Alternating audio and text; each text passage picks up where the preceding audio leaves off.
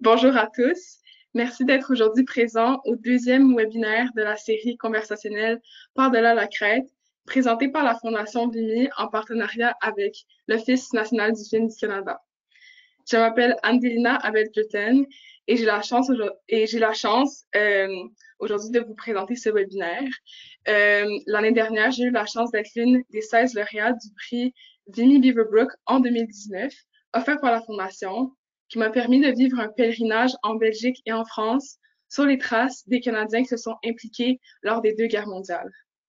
Je vous parle en direct de Montréal, où j'étudie au Cégep Jean de Brébeuf en sciences humaines, et c'est un honneur pour moi d'animer le webinaire aujourd'hui qui va porter sur le rôle des femmes canadiennes lors des deux guerres mondiales et l'émancipation féminine qui en suivit. Alors, nous avons aujourd'hui la chance d'avoir Chloé Poitras-Raymond avec nous, qui est présentement candidate à la maîtrise en histoire à l'Université du Québec à Montréal. Ses recherches portent sur la gestion des crimes de violence sexuelle perpétrés par les soldats britanniques lors de la Deuxième Guerre mondiale en Allemagne. Elle est également accompagnatrice pour les programmes du prix Vimy Beaverbrook 2020 et du prix du pèlerinage de Vimy 2020 avec la Fondation. Donc, Chloé, merci d'être avec nous aujourd'hui. Merci. Merci encore à chacun d'entre vous d'être présent. Sachez que les 15 dernières minutes du webinaire sont dédiées à répondre à vos questions, qu'elles soient en français ou en anglais. N'hésitez pas à nous faire parvenir vos interrogations grâce à la boîte de questions afin que nous puissions approfondir certains sujets ou en aborder d'autres qui ont rapport avec le sujet. Donc, aujourd'hui, nous avons la chance d'aborder un sujet qui est souvent négligé ou à peine survolé lorsqu'on parle des guerres mondiales, soit le rôle et la responsabilité de la moitié féminine de la population. Donc, j'inviterai tout d'abord Chloé à approfondir la réalité de la condition des femmes s'impliquant sur le front domestique. Donc, quel emploi exactement occupaient les femmes dans les usines? Oui, donc je pense que la première chose qui est importante de se rappeler, c'est que les femmes étaient déjà présentes sur le marché du travail avant le début de la Première Guerre mondiale, avant le début de la Deuxième également. Donc, elles sont présentes au niveau du travail domestique, par exemple, également dans les usines, surtout les usines qu'on dit légères, donc par exemple le textile, le vêtement. Certaines d'entre elles ont une éducation, donc sont allées à l'université, elles ont des formations, par exemple, en enseignement ou comme infirmières. Par contre, ce qui va changer avec la guerre, que ce soit la première ou la deuxième, c'est vraiment, premièrement, le nombre de femmes impliquées. Donc, on va vraiment entrer les femmes de masse sur le marché du travail, mais également, il y a une diversification vraiment des emplois disponibles et qui sont jugés comme respectables pour les femmes. Donc, des emplois qui étaient généralement considérés comme masculins auparavant, on va permettre aux femmes, en temps de guerre, de les occuper.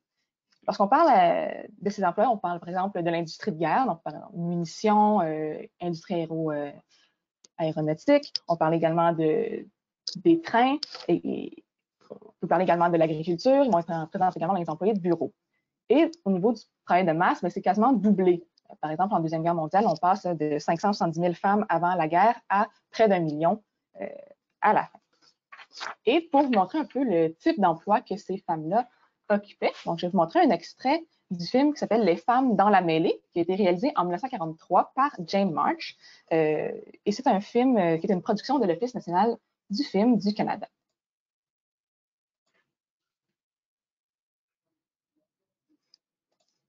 Autrefois manucure, travaille avec sa coéquipière Jean White, ex-vendeuse de magasins. Margaret Crawley, qui il y a 2 ans se demandait ce qu'elle ferait dans la vie, est aujourd'hui heureuse de pouvoir ouvrir ce tour et d'être devenue une mécanicienne accomplie. Quant à Jessie James, dont l'ambition était de devenir décoratrice d'intérieur, elle met sa conscience artistique à faire un travail parfait.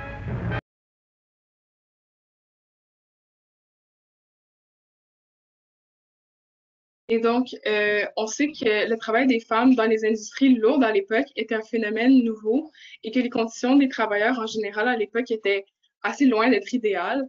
Les femmes nouvellement incluses sur le marché du travail avaient-elles droit à un environnement sécuritaire et à une rémunération qui était adéquate? Oui, donc dès avant en fait, l'entrée en guerre, les femmes, on l'a dit, sont déjà présentes sur le marché du travail. Elles n'ont pas des conditions qui sont optimales. Disons, elles ont un salaire moins élevé que les hommes. Elles sont souvent non syndiquées. Par contre, avec l'entrée sur le marché du travail, il y a certains emplois qui vont être mieux payés, notamment ceux en industrie de guerre. Donc, si on prend par exemple l'industrie aéronautique, c'est payé 83 sous de l'heure versus un 48 sous de l'heure pour l'industrie textile. Donc, pour les femmes qui arrivent à changer de l'industrie légère vers une industrie de guerre, c'est déjà une amélioration de leur salaire, même s'il reste un écart avec les hommes. On a par contre également une inquiétude au niveau des conditions sécuritaires, par exemple dans les industries de munitions. Donc, on sait que les femmes, elles vont travailler, elles vont être exposées à des produits chimiques, et ce qui inquiète les autorités, c'est en fait que ça pourrait leur nuire en tant que futures mères. Donc, c'est surtout une inquiétude par rapport aux futures générations qu'il y ait une exposition aux produits chimiques. Et est-ce que toutes ces conditions-là étaient uniformes pour toutes les femmes ou il y avait des disparités? Non, effectivement, avoir des disparités en fait, au niveau des usines elles-mêmes, mais également on a des différences au niveau des provinces. Donc, quand on parle d'industrie de guerre, c'est surtout l'Ontario, le Québec qui sont concernés par ça au niveau de l'Ouest canadien, mais c'est surtout du travail agricole que les femmes vont faire, donc ce n'est pas du tout les mêmes conditions. Et on a également une différence au niveau des classes sociales. Donc, les femmes de la classe moyenne vont généralement obtenir des postes de supervision, donc mieux payés, contrairement aux femmes de la classe ouvrière. Donc, on comprend que malgré l'inconsistance des conditions des femmes, leur simple présence représente en soi un bouleversement du marché du travail et une grande controverse pour la société. Donc, on sait même que ça va faire naître plusieurs craintes chez la population par rapport à l'identité féminine. Donc, comment est-ce qu'on pensait que le travail au front domestique allait affecter la féminité et la moralité des travailleuses? Oui, donc que ce soit au niveau des industries ou même en fait dans l'armée avec les infirmières, on a une espèce de peur que les femmes, en ayant des emplois qui sont jugés masculins, eh bien qu'elles deviennent masculines également. Donc, au début du 20e siècle, quand on parle de féminité, c'est beaucoup associé à la maternité, donc à la capacité d'être une bonne épouse, d'être une bonne mère. Donc, ça passe par la dévotion, le fait de prendre soin, le fait d'être délicat, d'être à l'écoute. Et on a cette crainte-là qu'en ayant des emplois plus masculins, mais qu'on perde ce côté maternel-là. Et on a également peur qu'elles veuillent rester sur le marché du travail. Donc, que ce soit l'armée ou le gouvernement, il est très clair pour eux que les femmes en industrie lourde, c'est vraiment une mesure qui est temporaire. On veut qu'elles retournent absolument à la maison, en fait, à la fin de la guerre. Pour le niveau de la moralité, mais là, en fait, on s'inquiète parce qu'il y a encore des contacts entre les hommes et les femmes dans les industries parce que les femmes ne remplacent pas totalement les hommes. Donc, si on prend par exemple l'industrie aéronautique, les travailleurs masculins représentent encore le 2/3 des gens qui travaillent dans cette industrie-là. Donc, il y a un côtoiement entre les femmes et les hommes qui est jugé comme un peu risqué par certaines autorités, ce qui fait en sorte que, par exemple, dans l'industrie des munitions, on va employer une superviseure du bien-être. Donc, c'est une femme qui est issue de la classe moyenne, qui va un peu jouer le rôle de mère auprès des travailleuses de la classe ouvrière. Donc, elles ont le rôle, en fait, de s'assurer que l'uniforme est bien porté, qu'elles ont un comportement adéquat. Elles vont également trouver un logement qui est correct pour les ouvrières qui arrivent de l'extérieur de la ville, voire de l'extérieur de la province. Donc, malgré le fait qu'on considère les femmes comme étant responsables pour s'auto-gouverner, qui est visiblement motivée par des croyances individuelles, il était quand même vrai qu'à l'époque, avoir son intérêt. Donc, en considérant la persistance des rôles féminins traditionnels, comme celui d'être mère, comment est-ce que la travailleuse réussit à gérer cette double charge d'une part qui est familiale et d'une autre part plus professionnelle? Oui, donc vous avez peut-être déjà entendu parler dans les dernières années du terme, ce concept de charge mentale. Bien, c'est effectivement présent aussi pour les femmes dans la Première, dans la Deuxième Guerre mondiale, qu'elles soient mères ou pas. Parce qu'il faut comprendre que surtout dans la Première Guerre mondiale, il y a peu de mères qui sont sur le marché du travail dans les industries. Par contre, elles sont présentes au niveau du travail agricole. Donc, pour ces femmes-là dont le mari, dont les enfants sont partis, elles se retrouvent avec la charge des enfants, la charge du travail domestique, elles de s'occuper de la gestion des finances, de la gestion de la terre, incluant les récoltes, incluant également le fait de trouver des travailleurs pour s'occuper de cette terre-là. Et ça, c'est sans compter le fait que le gouvernement a une attente que les femmes, surtout la classe moyenne, s'investissent en temps bénévole, donc au niveau du travail volontaire là, non rémunéré. Donc, en considérant toutes ces responsabilités, est-ce que la femme était vraiment obligée de travailler en usine ou est-ce qu'elle pouvait s'engager autrement? Comme est-ce qu'on attendait d'elle qu'elle se donne entièrement à la cause? Donc, on n'a pas une attente qu'elle se donne entièrement. Par contre, on s'attend à ce qu'elle participe à l'effort de guerre, que ce soit d'une manière ou d'une autre. Donc, les travailleurs, ça va être au niveau de l'emploi dans les usines. Et pour les femmes de la classe moyenne, bien, on s'attend à ce qu'elles participent avec des heures de travail non rémunérées, donc du travail volontaire. Donc, on parlait de collecte de fonds, collecte de vêtements, donc elles vont fabriquer des bandages, fabriquer des courtes pointes, fabriquer des vêtements qu'elles envoient au front. Elles vont faire des collectes de livres également pour envoyer dans les hôpitaux.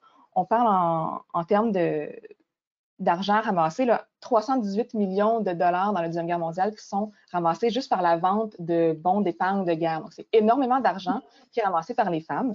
Elles vont être également volontaires comme aides infirmières, donc dont certaines d'entre elles vont être envoyées en Grande-Bretagne, entre autres. Donc, visiblement, les femmes qui demeuraient au Canada étaient absolument vitales à l'effort de guerre et leur résilience ne devrait pas être négligée. Une facette de l'implication des femmes lors des guerres qui est cependant plus présente dans notre imaginaire collectif est celui de leur présence sur le front de guerre. Donc, on peut les voir souvent sur des images d'archives qui pratiquent des fonctions d'infirmières, que ce soit pendant les années 1910 ou les années 1940. Chloé, que dirais-tu étaient les principales similarités entre la réalité des infirmières pendant la Première et la Deuxième Guerre mondiale? Oui, donc que ce soit pendant la Première ou la Deuxième Guerre mondiale, le rôle en tant que tel des infirmières est assez semblable. Donc, on sont vraiment là pour venir supporter les médecins, ils sont là pour prendre soin des soldats qui sont blessés ou malades. Donc, leur tâche va être assez diversifiée. Donc, elles s'occupent, elles assistent durant les opérations, elles vont administrer les médicaments, administrer les vaccins, elles vont s'occuper des plaies avant les opérations, après les opérations également. Elles vont s'occuper de voir s'il y a des signes d'infection, elles vont s'occuper des malades. On a énormément de maladies sur le front, selon la Première et la Deuxième Guerre mondiale. On parle de dysenterie, de pneumonie, l'influenza, évidemment, pour 1918. Et elles sont également là pour offrir du réconfort en tant que femmes.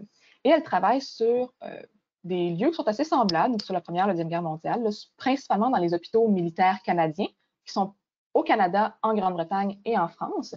Elles sont également présentes sur les unités mobiles, donc plus proches du front, donc dans les théâtres actifs. Elles vont être présentes également sur les avions de rapatriement durant la Deuxième Guerre mondiale et enfin sur les navires hôpitaux également. Et est-ce qu'il y a des différences marquantes entre les deux époques? Oui, donc une des différences qu'on peut voir est au niveau de leur intégration dans l'armée. Donc, les infirmières, qu'on va dire militaires de la Première Guerre mondiale, ne sont pas intégrées formellement dans l'armée, ce qui est par contre le cas de celles dans la Deuxième Guerre mondiale. Donc, elles vont avoir vraiment un poste dans l'armée et ça vient avec une formation qui est un peu plus militaire, donc lorsqu'elles sont engagées. Donc, certaines d'entre elles vont avoir fait des drills, vont avoir appris à lire des maps, appris à faire du judo, à conduire une ambulance, conduire des motos. Certaines vont même avoir appris à tirer, bien qu'il semblerait là, que les formations aient vraiment été différentes d'une infirmière à l'autre. Et c'est également au niveau des conditions de travail qu'on a certaines différences. Donc, oui, dans les deux cas, là, ça va être des conditions de travail très, très difficiles lorsqu'elles sont proches du front. Donc, on parle, par exemple, de vraiment quelque chose de difficile au niveau des arrivées massives de soldats qui arrivent avec des blessures totalement nouvelles. On peut penser par exemple au gaz, on peut penser également au shrapnel dans la Première Guerre mondiale. Elles ont des conditions sanitaires qui sont vraiment déplorables, on pourrait dire, comparativement à ce qu'elles ont été habituées durant leur service civil. Par contre, si on arrive avec la Deuxième Guerre mondiale, mais là, on a des nouveaux théâtres, on dirait tropicaux. Donc, on pense par exemple à l'Italie, à l'Afrique du Nord, à Hong Kong également. Donc, c'est tout un nouveau cocktail météo, cocktail de nouveaux insectes et également de maladies qu'ils ne connaissaient pas avant. Donc, c'est assez apparent que les femmes qui s'impliquaient faisaient face à des défis complètement nouveaux, étrangers, puis même mortels des fois, qui sont pas particulièrement attirants à nos yeux aujourd'hui. Donc, c'était quoi le profil de ces femmes qui choisissaient de s'engager comme infirmières militaires et qui devaient faire face à tous ces défis-là? Oui, donc si on parle de chiffres, on parle de 3141 infirmières pour la Première Guerre mondiale et de 4079 pour la Deuxième Guerre mondiale. Et je pense que ce qui est peut-être primordial de se rappeler par rapport à ces infirmières militaires-là, c'est d'abord et avant tout qu'elles étaient compétentes. Donc, pour les deux guerres, c'est des infirmières qui avaient d'abord une formation universitaire comme infirmières civiles et elles avaient également de l'expérience, en fait, comme déjà sur le terrain au Canada parce qu'il y a énormément, en fait, d'infirmières qui vont postuler pour être des infirmières militaires pour les deux guerres, ce qui fait en sorte que les autorités militaires vont être capables de prendre celles qui ont le plus d'expérience sur le terrain également comme superviseurs. C'est un groupe qui est assez homogène au niveau des infirmières. Donc, elles sont majoritairement, en fait, elles sont presque toutes blanches, majoritairement anglophones protestantes. Elles sont majoritairement également issues de la classe moyenne.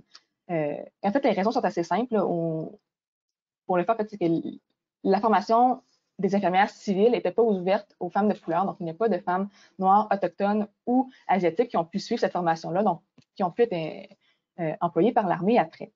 Elles sont également majoritairement anglophones, bien qu'il y ait quelques francophones qui se sont engagés.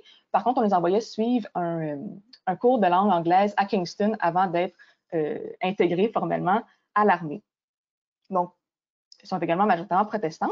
Et puisque la formation d'infirmières civiles était quand même assez dispendieuse, elle demandait également quelques années. Donc, c'est surtout les femmes de la classe moyenne qui ont pu se permettre d'assister à cette formation-là. Donc, elle représente environ 75% des infirmières militaires. Et enfin, elles sont presque toutes célibataires, puisqu'on ne veut absolument pas dans la société qu'il y ait des femmes mariées et surtout pas avec des enfants qui soient sur le front. Donc, c'est vraiment majoritairement des femmes célibataires qui sont employées par l'armée. Et parmi ce groupe homogène de femmes, c'était quoi généralement les motivations qui les poussaient à s'inscrire? Oui, donc si on regarde au niveau de leur témoignage à elles vont surtout parler en fait de patriotisme. Donc, ce serait la raison principale qu'elles mettent de l'avant. Donc, elles ont voulu s'engager dans l'effort de guerre comme femmes.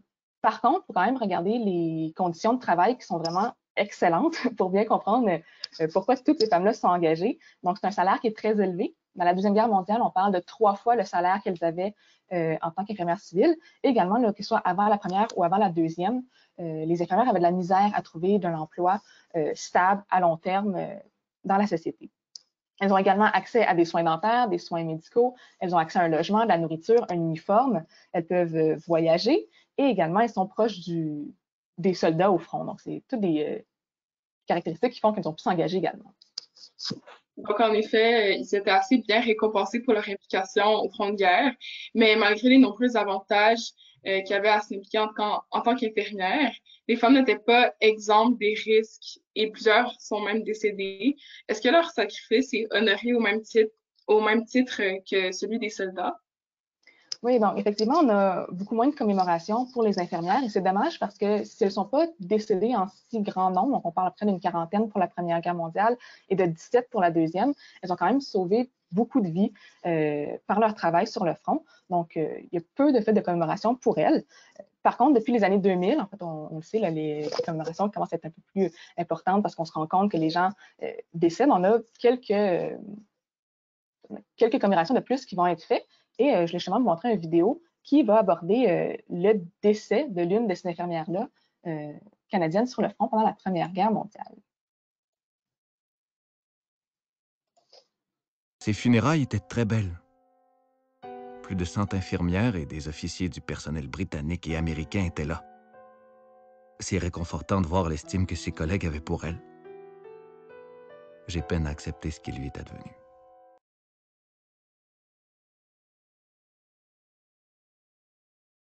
Et donc, on peut voir que c'est en effet dommage qu'on considère assez peu le sacrifice de ces infirmières, du moins avant les années 2000, qui, outre leur travail en tant qu'aide médicale, représentaient vraiment un certain symbole de l'identité féminine parmi les hommes. Est-ce que tu pourrais élaborer sur leur rôle symbolique et l'impact que cette représentation a eu sur l'image qu'on a aujourd'hui de l'infirmière? Oui, donc on en a parlé un peu plus tôt que justement la vision qu'on avait des femmes au début du 20e siècle, on a vraiment une femme qui est d'abord avant tout une mère et une épouse. Par contre, lorsqu'elles occupent un emploi, celui d'infirmière est vraiment très bien vu dans la société canadienne parce que c'est un emploi qui est considéré comme féminin. Donc, il va vraiment tout prendre les caractéristiques associées à la féminité. Donc, prendre soin, se dévouer, la douceur, l'écoute. Et donc, c'est vu comme un bon moyen pour les femmes de s'impliquer dans la guerre. Et l'uniforme des infirmières va vraiment venir représenter un peu cette féminité-là. Donc, ce n'est pas l'image qu'on voit en ce moment, c'est celle pour les infirmières de la Deuxième Guerre mondiale sur le front de bataille. Par contre, la majorité d'entre elles portaient un uniforme qui ressemble plutôt à celle de la Première Guerre mondiale. Donc, comme on peut voir ici, donc elles portent le voile, donc qui est vraiment représenté, qui vient s'associer à la religion, donc on vient un peu désexualiser également les infirmières de cette manière-là pour les associer plus à une mère qu'à une épouse potentielle. Elle porte également le tablier, qui est, oui, a une fonction utilitaire importante. Par contre, il vient également rappeler les racines subalternes et domestiques des infirmières. Et c'est un terme que vous avez peut-être entendu plusieurs fois ces temps-ci avec la situation du coronavirus, on va associer le personnel soignant à des anges gardiens. Et ça date depuis la Première Guerre mondiale, depuis la Deuxième également. Donc, on est vraiment dans la symbolique que ces femmes-là sont dans la dévotion pour la cause. Elles sont là, leur nature féminine est de prendre soin. Donc, c'est leur rôle. Et on n'est plus dans une vision là, de la mère sacrificielle qui s'expose volontairement au risque, que ce soit dans la Première Guerre mondiale ou encore aujourd'hui, on a encore un peu cette image-là qui est là. Et ces femmes qu'on voit comme des anges gardiens sur le front de guerre, est-ce qu'elles sont toujours restées à l'extérieur du combat ou est-ce qu'éventuellement elles ont gagné des nouvelles responsabilités qui leur ont permis de s'impliquer sur sur le front même là, avec les soldats? Oui, mais pendant la Première Guerre mondiale, la Deuxième Guerre mondiale, le rôle en fait des femmes va toujours rester à l'extérieur des combats. Donc, elles ne seront jamais amenées à porter des armes. Il faut vraiment attendre les années 1980 pour que tous les postes au sein des Forces armées canadiennes soient accessibles aux femmes. Par contre, durant la Seconde Guerre mondiale, elles vont quand même intégrer l'armée en tant que telle. Donc, d'abord comme infirmières, on l'a vu un peu plus tôt, elles vont être intégrées formellement. Puis également au sein des ce qu'on appelle les Canadian Women's Army Corps, qui a été créé en 1941. Et c'est une branche non combattante de l'armée. Donc, elle a été créée en fait pour libérer les hommes qui étaient dans ces branches-là, pour les envoyer vers les branches combattantes. Et elles ont été remplacées par des branches féminines. Et ça inclut également, donc on parle de 20 000 femmes dans les Canadian Women's Army Corps, il y en a également 17 000 dans les forces de l'air et 7 000 dans la marine. Puis à l'intérieur de ces divisions-là, est-ce que les limitations sexistes qu'on leur imposait persistent toujours? Oui, donc effectivement, on voit ici là, avec l'image que les femmes vont avoir un emploi qui est peut-être considéré un peu plus comme masculin. Par contre, la majorité d'entre elles continuent d'avoir des tâches féminines. Donc, elles s'occupent de la cuisine, elles s'occupent du ménage, elles sont là comme secrétaires, comme téléphonistes. Par contre, peu à peu, on va leur donner des emplois qui sont plus considérés comme masculins. Donc, on pense par exemple à la conduite de voiture, à la réparation. Elles vont faire du décodage également avec la marine. Elles vont s'occuper de repérage pour une unité de défense antiaérienne avec les forces de l'air. Elles vont également faire de la signalisation. Donc, vraiment plusieurs rôles qui sont considérés ici comme plus masculins. Et ça va être un peu problématique parce qu'en 1943, on va avoir une chute de l'enrôlement des femmes dans les forces auxiliaires et un sondage qui a été mené auprès de la population va révéler que c'est le fait que la population trouve ça un peu étrange que ces femmes-là veulent avoir des emplois masculins. Ils doutent également un peu de leurs mœurs parce qu'elles vont côtoyer des hommes. Donc, c'est vraiment une inquiétude par rapport à la moralité des femmes et à la féminité des femmes dans les forces auxiliaires. Donc, dans ce contexte-là, l'armée va mettre en place une espèce de campagne de promotion, de recrutement pour aller attirer les femmes, pour leur montrer que les forces auxiliaires, bien, elles sont disciplinées, elles ne vont pas rester également féminines. Donc, pour cette raison-là, je vais vous montrer un troisième extrait de film qui s'appelle « Nos femmes zélées », qui a été réalisé en 1943 par Jane March, et c'est une production de l'Office national du film du Canada. On va bien voir en fait cette campagne de recrutement-là. Un service jeune.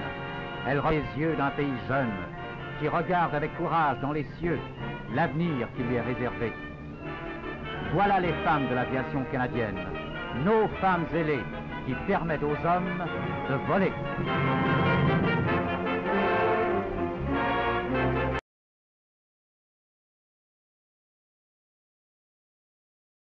Et donc, comme on peut les voir sur le film, ces pionnières en matière de l'inclusion des femmes dans l'univers militaire ont dû vivre, on s'entend, beaucoup d'obstacles, de rejets et de résistance. Elles étaient visiblement dans un monde d'hommes. Comment définirais-tu leur position face à l'autorité et est-ce qu'elles-mêmes pouvaient avoir des rôles d'autorité dans l'armée? Oui, donc quand on regarde en fait que ce soit dans l'armée, que ce soit au niveau des infirmières et même en fait dans les usines, la guerre ne va pas nécessairement changer les dynamiques de genre. Donc, les femmes vont être encore considérées comme devant être supervisées, devant être guidées. Donc, c'est vraiment une position de subalterne là, dans l'armée et dans les usines. Par contre, ce qui est intéressant, c'est au niveau des infirmières, dans la Première Guerre mondiale, même si elles ne sont pas formellement intégrées à l'armée, elles vont tout de même avoir le poste d'officier. Donc, on va leur donner ce poste-là pour, réduire les risques de fraternisation avec les soldats, avec les patients, mais également pour leur donner un minimum d'autorité sur ces patients-là qui sont en majorité des soldats non gradés. Et fait intéressant, elles sont les seules parmi les forces de l'entente, que ce soit les Américaines ou les Britanniques, à avoir ce rang-là d'officier. Et ça va être également le cas pour la Deuxième Guerre mondiale. Donc, les femmes vont avoir le rang de lieutenant. Et ça vient avec la paye d'un lieutenant, qui est la même que celle pour les hommes. Donc, on a tout de même, on en a parlé plus tôt, des craintes par rapport à la féminité, par rapport à la moralité des femmes. Et c'est compliqué pour ces femmes-là parce qu'elles doivent être capables de remplir plusieurs rôles en même temps. Donc, on leur demande, d'être compétentes en tant que, soit dans les forces auxiliaires ou en tant qu'infirmières, donc de montrer leurs compétences, de montrer leur autorité en tant qu'officier. On leur demande également de faire partie du groupe, donc d'être one of the boys, qu'on pourrait dire, tout en leur demandant d'être encore féminines, de rappeler aux hommes sur le front une présence de la famille, une présence de la femme. On leur demande d'être également de remonter le moral. Donc, c'est vraiment plusieurs rôles qu'on leur demande d'avoir et c'est pas nécessairement facile pour ces femmes-là de combiner tout ça.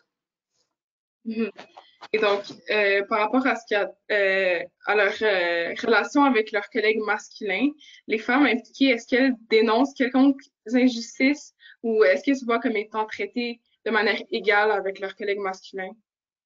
Ben, c'est une question qui est vraiment intéressante parce que on pourrait justement se poser la question, est-ce qu'il y avait du harcèlement, est-ce qu'il y avait de la discrimination, voire de la violence sexuelle? Et la réponse est probablement. Par contre, les femmes elles-mêmes, elles n'en parlent vraiment pas, en fait, dans leur témoignages, qu'ils soient écrits ou oraux. Elles vont vraiment avoir un accent sur tout ce qui est positif. Donc, elles ne parlent pas de leur peur, elles ne parlent pas des horreurs qu'elles ont vécues, elles ne parlent pas du stress qu'elles ont vécu sur le front, mais elles vont plutôt se concentrer sur les anecdotes de voyage, qu'est-ce qu'elles faisaient lorsqu'elles n'étaient pas au travail. Elles vont parler du courage des hommes et tout ce qui est négatif va être un peu...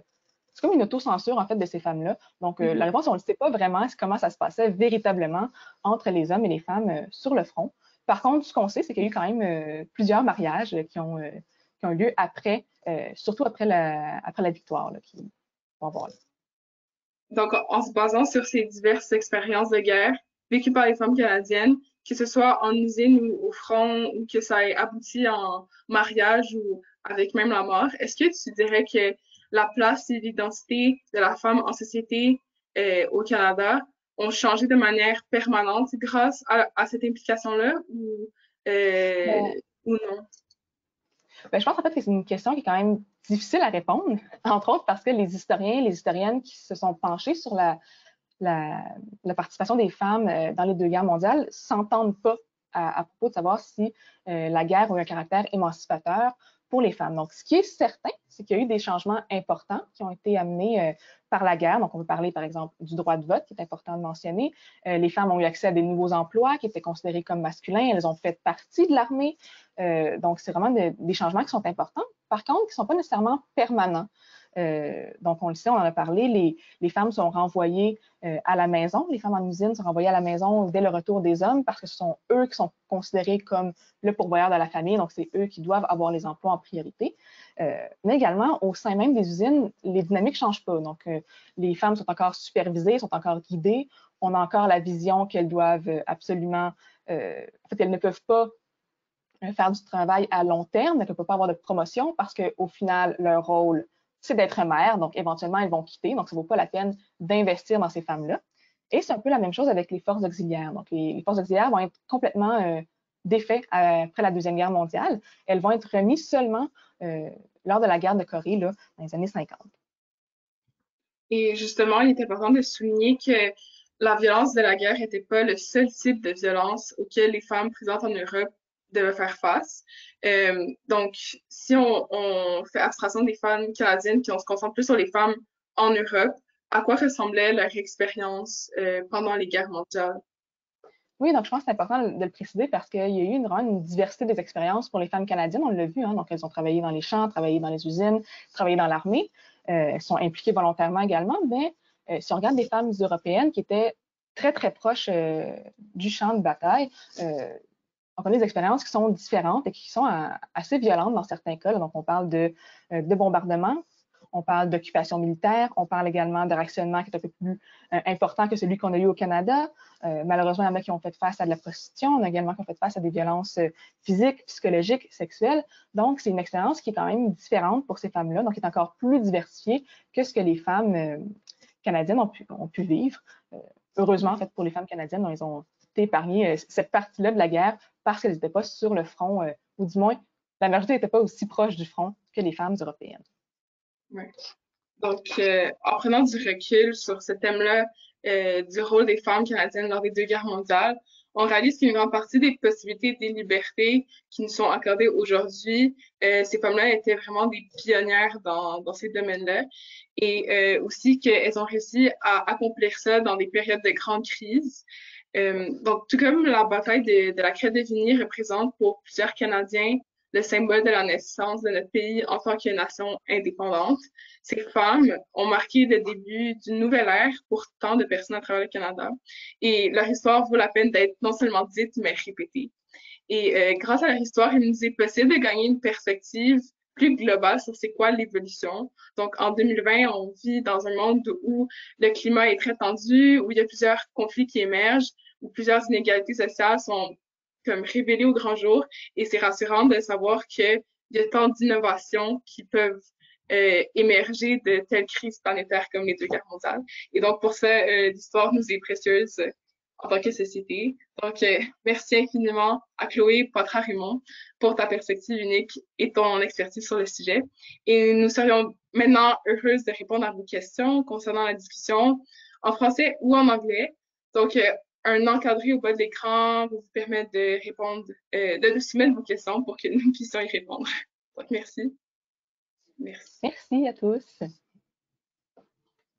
Donc, on a une question de Roberta Anne Kapelovic. Désolée si j'ai mal prononcé.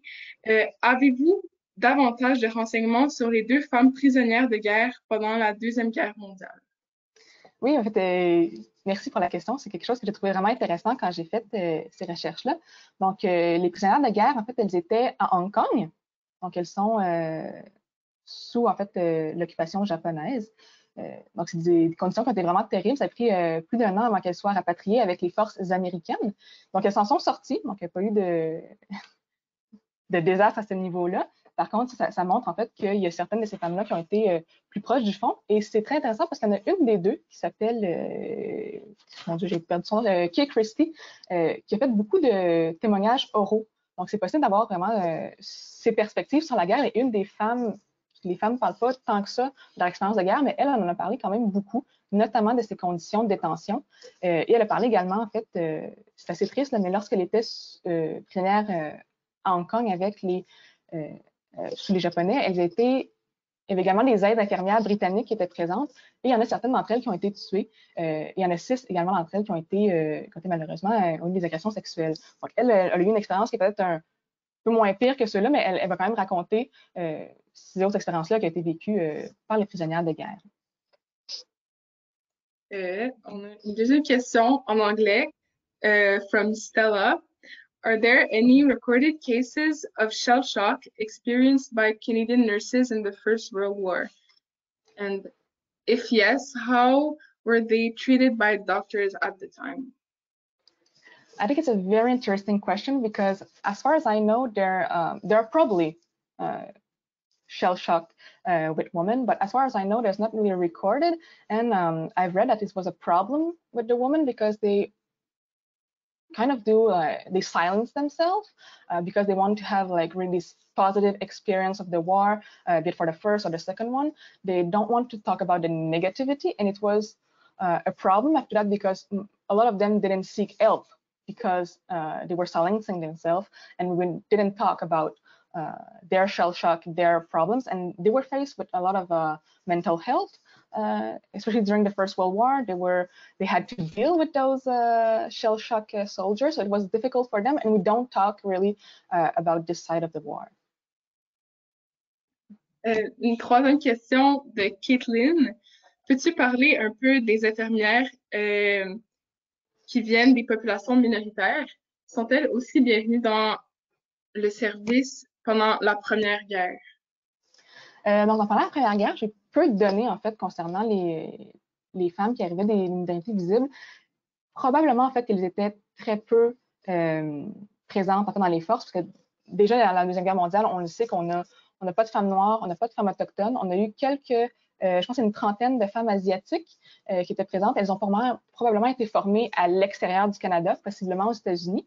Mais les femmes noires, elles ne pouvaient pas rentrer dans l'armée. Il y en a certaines d'entre elles qui sont allées s'engager aux États-Unis.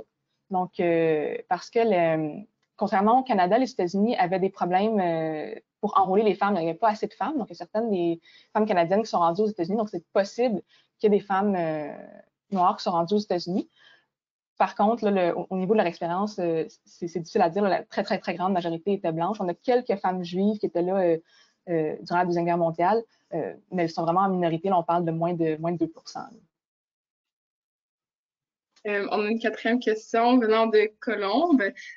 Savons-nous combien de femmes canadiennes ne sont pas revenues, préférant continuer leur vie en Europe, s'il y en a? Ah, mon Dieu, c'est pas c'est pas des données que je connais. Ce qu'on sait, par contre, c'est que 83% de ces femmes-là sont restées célibataires pendant la guerre. Donc, elles ont choisi de ne pas se marier durant leur service. Mais les femmes étaient en général rapatriées presque immédiatement après la guerre. Donc, elles sont restées jusqu'en 1946. Donc, elles ont participé un peu à l'occupation de l'Allemagne, mais à savoir s'il y en a là-dedans qui ont marié des gens, fort probablement, mais je n'ai pas les nombres exacts, là, malheureusement. Et une autre question de la même participante. À quel endroit est-ce que les femmes francophones recevaient leur formation médicale? Ah, en fait, c'est beaucoup à Montréal. Donc, la plupart, en fait, vraiment, les femmes québécoises, la majorité qui se sont enrôlées sont anglophones. Donc, elles ont surtout été dans les formations médicales à Montréal.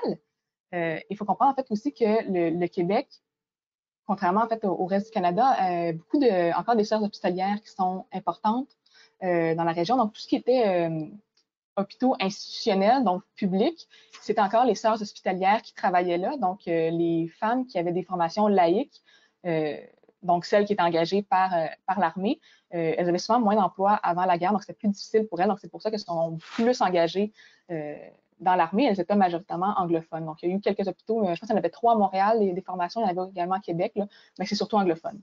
Pas qu'il y en avait encore. Il y en avait des francophones quand même. Il y avait également deux hôpitaux spécifiquement francophones où est-ce qu'ils employaient surtout des infirmières francophones qui ont été en France. Donc, c'est des hôpitaux militaires canadiens, mais ils étaient installés en France et là, ils employaient surtout les francophones dans ces hôpitaux-là. Une question de Christina. De ces 17 infirmières qui sont décédées lors de la Deuxième Guerre mondiale, combien étaient à Hong Kong? Combien était quoi? Parce que moi, j'ai pas compris la À question. Hong Kong. À Hong Ah, en Kong. fait, ils sont pas décédés nécessairement. Généralement, ils sont décédés de maladies, la très grande majorité, ou d'accidents de la route. Il n'y en a pas qui ont été tués, que ce soit dans la Première ou la Deuxième Guerre mondiale, qui ont été tués par les feux ennemis. Donc, majoritairement, c'est vraiment des maladies ou des accidents de la route. Et il y en a 14 dans la Première Guerre mondiale qui ont été tués par le bombardement d'un navire hôpital. Donc, autrement, c'est à Hong Kong, à ce que je cherche, ils ne sont pas décédés là. De Sarah, pourquoi est-ce qu'on n'apprend pas plus sur l'histoire des femmes au travail dans les 2 guerres mondiales? C'est une bonne question. C'est sûr que si moi j'avais le contrôle de ce qu'on enseigne, on en apprendrait certainement plus. Mais je pense en fait c'est qu'on va souvent négliger leur rôle, qui est quand même important en fait, que ce soit sur le front domestique ou sur le front de guerre. On a négligé leur rôle pendant longtemps. Et ça, j'ai lu récemment également que le mouvement féministe aurait peut-être nuit un peu au fait qu'on ait parlé des femmes parce que les infirmières qu'on voit ici avec leur uniforme vraiment qui est masculin, on les a surtout associées à ces infirmières plutôt féminines, donc qui étaient subordonnées. Donc, on a comme un peu pensé que ça valait pas nécessairement la peine de les étudier. C'est vraiment dommage parce que c'est quelque chose en fait qui a ressorti beaucoup les années 90, les années 2000. On a commencé à plus rechercher sur les femmes et là, ça commence à un peu plus ressortir. Mais au départ, on les voyait comme un peu subalternes, comme un rôle d'accompagnatrice et un peu sans plus. Mais je pense que ça s'en vient de plus en plus. On essaie de les intégrer un peu plus, mais évidemment, là, de ma perspective, c'est pas encore assez pour les femmes dans l'histoire. Donc, on a une question d'Antoine qui demande quelle était la définition de leur rôle dont vous avez parlé, qui consistait de remonter le moral aux soldats. Était-elle toujours encouragée à sourire ou autre? Oui, donc c'est des caractéristiques dites féminines. Donc, on s'attend à ce qu'elles soient bien mises, qu'elles sourient.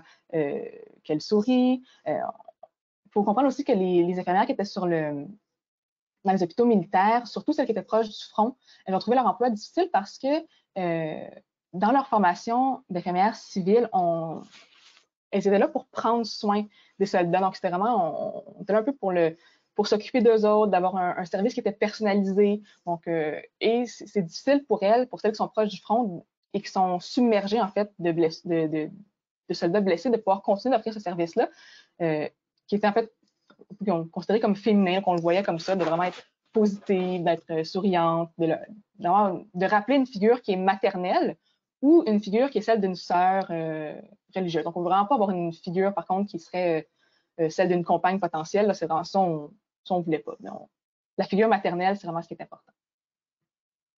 Alex demande, les infirmières étaient-elles autorisées à percevoir des pensions ou des avantages pour les anciens combattants? Ah, c'est vraiment une question intéressante parce qu'effectivement, elles sont considérées comme vétérans après la Deuxième Guerre mondiale et elles vont recevoir les avantages qui viennent avec. Et c'est la même chose pour les membres des forces auxiliaires qui ont été également eu accès à cette pension-là, le 30 jours pour pouvoir se trouver un emploi. Ils ont également eu certaines d'entre elles qui ont pu avoir une formation payée en partie pour pouvoir aller à l'école. Je me souviens, c'est 25 là, des membres des forces auxiliaires qui vont prendre ce choix-là d'aller à l'université avec la paye de l'armée. Donc, effectivement, là, il va y avoir certains avantages. Par contre, ils n'ont pas eu les avantages au niveau de la commémoration. Donc, c'est là qu'on les a un peu oubliés. Il faut comprendre aussi que, oui, elles ont les avantages au niveau de la pension, mais elles n'avaient pas le même salaire que les soldats. Donc, la pension n'est pas aussi importante. Comme je disais, au niveau de la commémoration, c'est pas la même chose. On a seulement un mémorial au Canada qui rend hommage aux infirmières. Il est situé à Ottawa, dans le hall d'honneur, et il a été financé par les infirmières elles-mêmes. Donc, c'est encore un peu loin là, de la commémoration qu'on a pu avoir pour les autres vétérans. Mais de plus en plus, en fait, les femmes vont rejoindre les défilés de vétérans, surtout la Deuxième Guerre mondiale. En fait, la première, ne sont plus vraiment là, mais pour la deuxième, de plus en plus, elles vont se joindre à ces commémorations-là. Donc, Serena demande, après la guerre, est-ce que certaines femmes ont pu garder leurs emplois ou elles étaient forcées de retourner à la maison? Donc, effectivement, la plupart ont été renvoyées à la maison. Lorsqu'on parle des infirmières, elles ont été à peu près 2 à pouvoir garder leur poste dans l'armée. Ce qui est par contre intéressant, c'est durant la Première Guerre mondiale, il y a beaucoup de femmes qui vont être employées dans les banques, donc comme employées de bureau. Et ça, c'est contrairement à, comme je parlais un peu plus tôt, là, des industries qui étaient très ontariennes et très québécoises, les banques, ça va vraiment être partout dans toutes les villes canadiennes. Il va y avoir des femmes employées dans ces banques-là et elles vont plus être capables de garder leur job que les femmes dans les industries. C'est déjà un accomplissement à ce moment-là, mais sinon, là, on essaie de toutes les renvoyer à la maison le plus possible. On veut qu'elles soient mères principalement. Puis surtout, on veut que les soldats aient de nouveau des emplois lorsqu'ils reviennent du front. Alors, Colombe voudrait en savoir plus sur la formation non médicale des infirmières.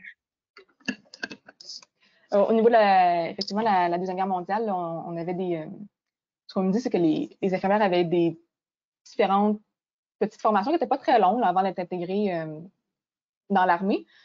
Il y en a qui ont presque rien vu, donc qui ont été employés, ont été envoyés directement dans l'armée, puis ça s'est fini là. Il y en a d'autres, par contre, qui ont eu vraiment des formations un peu plus intenses, plus militaires, donc ça inclut, on a parlé, ils ont appris ils ont appris à monter une tente, par exemple, ils ont appris à tirer au revolver, ils ont appris à faire certaines prises de judo, mais c'est pas des formations qui sont très longues et c'est pas des formations qui leur ont nécessairement beaucoup servi, sauf peut-être celles au niveau là, de la conduite d'ambulance, la conduite de moto. C'est pas des petites formations vraiment pas longues là, qui semblaient pas être obligatoires parce que c'est pas toutes les femmes là, qui abordent cette formation-là. Mm-hmm. Claire voudrait elle dit, en parlant de commémoration, y a-t-il des monuments aux femmes de la Première Guerre mondiale? La seule femme de la Première Guerre mondiale qui a une statue et c'est at large, c'est Edith Cavell, qui est britannique. Donc, c'est la seule qui a droit à un statut. Autrement, les Canadiennes n'ont pas de statut.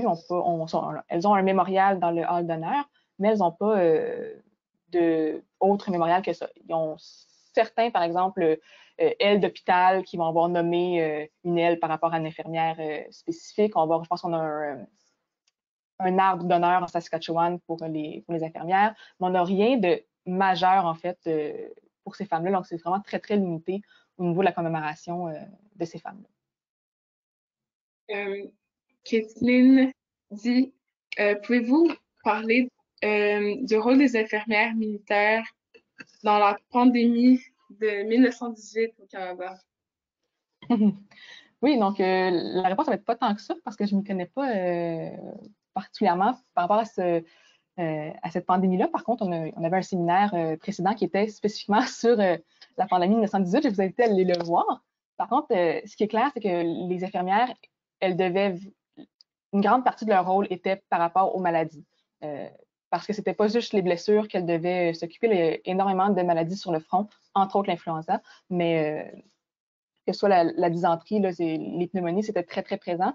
Et c'était un rôle, en fait, qu'elles connaissaient quand même déjà assez bien, si on peut comparer, par exemple, aux blessures par gaz, blessures par shrapnel, les blessures par maladie, les maladies de tout court, elles connaissaient peut-être un peu mieux ça.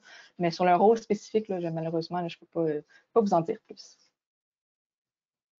Roberta demande comment sont les risques à la vie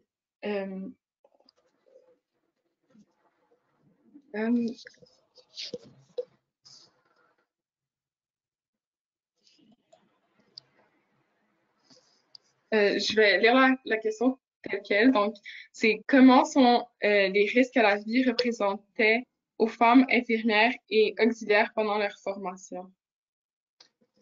Durant leur formation, ça ne devait pas être si important au niveau des risques. Je pense que c'est vraiment plus rendu sur le front. Les membres des forces auxiliaires ont été vraiment assez safe, on pourrait dire. Ils ont été envoyés à Washington, entre autres, un peu en Angleterre, un peu en France, mais elles n'étaient pas tant que ça à risque, et pas vraiment durant leur formation là, nécessairement. C'est vraiment plutôt lorsqu'elles entraient dans l'armée qu'elles devaient occuper l'emploi d'infirmière militaire, que là, les risques étaient plus grands. Pour elle, au niveau de la formation civile, là, à ce que je cherche, les risques n'étaient pas si élevés que ça. Elle travaillait comme étudiante dans les hôpitaux, donc peut-être qu'elle était à risque un peu de maladie, là, mais autrement, là, ça ne semble pas avoir été si risqué. Megan demande, vous avez mentionné qu'il n'y avait pas beaucoup de diversité chez les infirmières pendant la Première Guerre mondiale, mais y avait-il du racisme et de la discrimination parmi les femmes de différents groupes? Fort probablement. Donc, ça se peut très bien parce que une chose que je n'ai peut-être pas mentionnée, durant la Deuxième Guerre mondiale, il y a 300 infirmières qui ont été envoyées en Afrique du Sud parce qu'en Afrique du Sud, on considérait que les femmes noires ne pouvaient pas s'occuper des patients blancs. Donc, pour cette raison-là, il manquait d'infirmières. Donc, on a demandé aux infirmières canadiennes de se rendre en Afrique du Sud. Donc, sachant cela, je ne pense pas vraiment que l'armée canadienne va être très, très différente au niveau du traitement de ces femmes noires. Et on n'en a pas, en fait, dans l'armée. Ils n'ont pas eu à les refuser parce que la formation civile les refusait déjà. Mais je n'ai pas de peine à croire, en fait, qu'il y aurait eu des questions, effectivement, probablement de racisme s'ils avaient été envoyés dans la guerre. Parce que, justement, on aurait eu une femme de couleur qui aurait dû s'occuper de blancs, qui aurait été perçue probablement comme problématique, là, selon certains individus. Est-ce que c'était catégoriquement comme toutes les minorités pouvaient pas rentrer ou c'était genre certains groupes en particulier? Ça semblait être visé vraiment contre les Noirs, les Autochtones et les Asiatiques. Parce qu'il semblerait aussi qu'il y a eu, je me souviens, c'est 7 femmes d'origine indienne qui ont probablement été formées en Grande-Bretagne ou en Inde directement, qui auraient été dans les forces de l'armée durant la Deuxième Guerre mondiale. Par contre, à ce que je cherche, on n'a pas de témoignages de ces femmes-là qui pourraient nous parler de comment elles ont vécu l'expérience en tant que femmes racisées dans l'armée. Mais on peut se douter que ça ne devait pas être vraiment facile là, parce que ça devait être vraiment une minorité. Là. Ouais. Et donc, de Judith, en anglais, Did many nurses die from the Spanish flu while on the front lines? or did many die from pneumonia and other illnesses that killed soldiers? Well, I don't have the details on which illness they died from, but the majority of the nurses that died was from sickness. So yeah, pneumonia and influenza, but they were not like detailing which exactly, how many from pneumonia and how many from influenza. I don't have this specific data. De Sarah, est-ce que avoir des infirmières au travail pendant les 2 guerres mondiales ont changé la perspective des hommes par rapport aux femmes? La perspective des hommes par rapport... Ouais, comme, est-ce que... Ouais. Ouais, c'est... Ouais, donc les infirmières militaires étaient déjà employés, ils ont été employés dans la guerre des Bars, entre autres. Donc, ils vont continuer d'être employés également après. Je ne dirais pas que ça a nécessairement changé tant que ça, peut-être leur perspective qu'elles avaient des femmes, sauf peut-être au niveau là, du port de l'uniforme, entre autres, qui va devenir un peu plus acceptable. Ce n'était pas le cas nécessairement avant, mais autrement, elles étaient déjà présentes. Elles ont un rôle qui est spécifiquement féminin, qui est vu comme féminin par les soldats. Ils ont un rôle qui est de subalterne par rapport aux médecins. Donc ça ne change pas nécessairement beaucoup. Donc je ne pense pas que les hommes ont nécessairement soudainement vu les femmes comme des personnes qui doivent être émancipées parce qu'elles ont participé à la guerre, là, mais quand même une petite amélioration. Là, justement, là, ils vont permettre l'uniforme parce que c'était vraiment pas pratique d'être en robe, d'être en jupe sur les théâtres actifs, là, mais autrement, là, je ne pense pas qu'il y a eu tant de changements que ça dans leur perception des femmes. Est-ce qu'ils vont réagir négativement d'avoir des femmes dans leur environnement ou ça les dérange pas vraiment?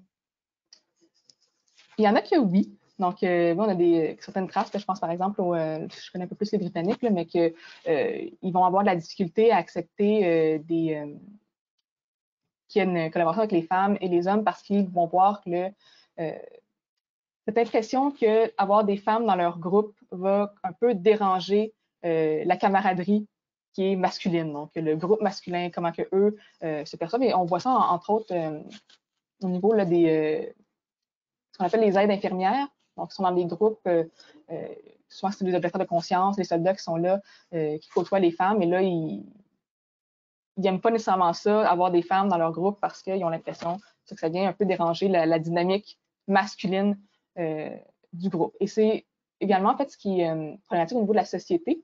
Il y a beaucoup dans la société qui ont une crainte que les femmes qui sont dans l'armée, ils reviennent de masculine, qu'il y a des problèmes avec le côtoiement des hommes, qu'il y a des relations qui se passent. Donc, les médias, lorsqu'ils parlent des femmes qui sont dans les usines, dans l'armée, ils vont vraiment s'assurer de toujours conserver une belle image de ces femmes-là, féminines, disciplinées, pour que le support public à l'emploi des femmes dans l'armée reste là. Parce qu'on ne veut vraiment pas le perdre puis que les femmes arrêtent de s'engager. Oui. On va prendre.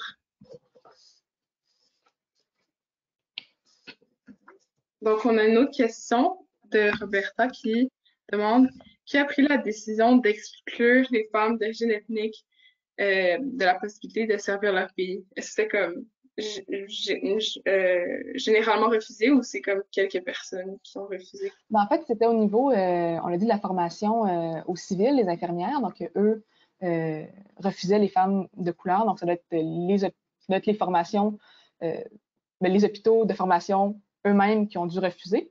Mais dans la mesure où ils ont tous refusé, ça doit être également probablement gouvernemental. Là, si on est rendu que les différentes écoles de formation à travers le Canada au complet ont toutes refusé, là, ça doit remonter un peu plus haut là, le refus. Là. Donc, je pense que c'est tout pour nos questions. Donc, je voudrais prendre ce temps pour me remercier à nouveau, Chloé, pour ces réponses enrichissantes. Et merci également à tout le monde à travers l'écran qui ont pris le temps de nous joindre aujourd'hui pour cette conversation. On voudrait aussi remercier le partenaire du webinaire, le Club universitaire de Montréal, ainsi que l'Office national du film du Canada. Donc, au nom de tout le monde dans la Fondation, nous espérons que vous avez apprécié ce webinaire. Restez au courant parce que plusieurs autres épisodes vont suivre et nous avons très hâte de vous les partager. Donc, encore merci et bon après-midi. Merci.